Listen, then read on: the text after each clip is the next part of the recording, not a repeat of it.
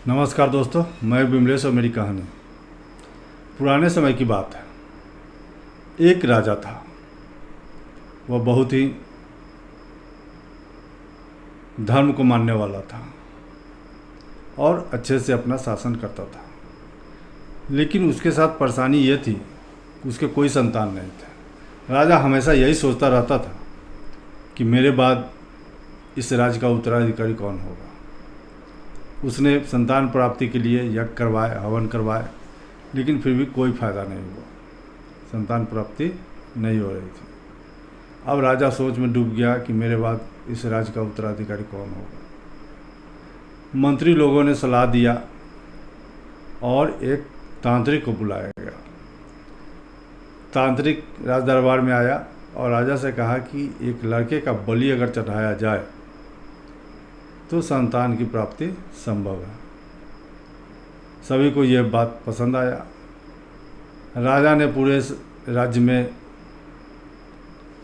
इसका संदेशा भेजा कि जो अपने बच्चे को देगा उसे मुँह मांगा इनाम दिया जाएगा। धन, सोना, चांदी सब कुछ दिया जाएगा, कोई अपने बच्चे को देगा। उसी राज्य में एक किसान रहता था। उसके 4 बच्चे थे। किसान की थोड़ी सी ज़मीन थी, छोटी सी। उसमें सभी मिलकर खेती किया करते थे। मुश्किल से गुजारा चलता था। उसमें से एक लड़का जो था किसान का, वह खेती में बिल्कुल हाथ नहीं बटाता था और दिन रात भगवान का भक्ति किया करता था।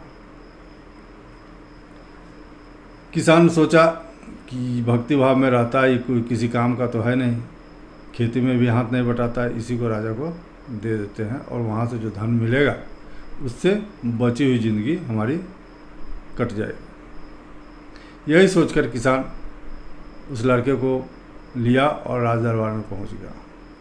राज दरबार में पहुंच करके राजा से कहा कि ये मैं अपने बच्चे को अपने स्वेच्छा से आपको दे रहा हूं बलि चढ़ाने के लिए। राजा उसको धन धान्य दिया और वहाँ से विदा कर दिया। उस लड़के से कहा कि तुमको पता है ना कि तुमको बलि चढ़ाने के लिए लाया गया है। तो जी महाराज। बलि चढ़ाने का दिन निश्चित हुआ। जिस दिन बलि चढ़ाने का दिन था उस दिन सभी लोग वहाँ पहुँचे हुए थे। राज दरबार के जितने मंत्रीगण थे, वो जो तांत्रिक था वो भी पहुँचा हुआ था। तभी राजा वहाँ पर पहुँचे और लड़के से कहा कि आज तुम्हारे बलि चढ़ाई जाएगी। अगर अपनी कोई इच्छा है, कोई तुम्हारी अंतिम इच्छा है तो बताओ, उसे मैं पूरा करूँगा। तब लड़के ने कहा कि महाराज मैं बलि चढ़ने के लिए तैयार हूँ, लेकिन हमारी एक इच्छा है। तो राजा ने कहा बोलो क्या इच्छा है। तो कहा कि हमको कुछ रेत की ढेर चाहिए। सभी लोग सोचने लगे रेत का ढेर लेकर के क्या करेगा जिस लड़के को बलि चढ़ने जा रहा है। फिर भी राजा का आदेश हुआ और वहाँ पर रेत का ढेर ला करके रख दिया गया। उस लड़के ने उस रेत से 4 ढेर बनाए, छोटे छोटे। सभी लोग देख रहे थे कि लड़का कर क्या रहा है। जब 4 ढेर तैयार हो गए तो लड़का ने एक एक करके अपने पैरों से 3 ढेर को तोड़ दिया और एक ढेर के आगे हाथ जोड़ करके बैठ गया और बोला कि भगवान अब आप देख लेना। कुछ लोग डर भी रहे थे कि लड़का क्या कर रहा है।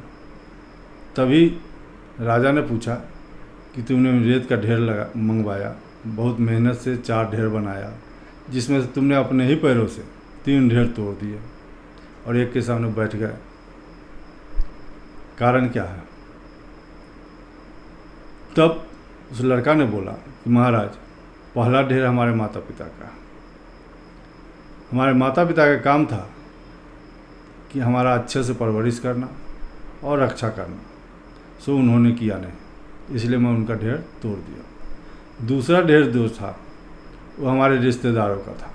हमारे रिश्तेदार का काम था कि हमारे माता पिता को समझाता, लेकिन उन लोगों ने ऐसा नहीं किया, इसलिए मैं उसे भी तोड़ दिया। तब राजा पूछा ये तीसरा ढेर। तो तीसरा ढेर जो है सो आपका।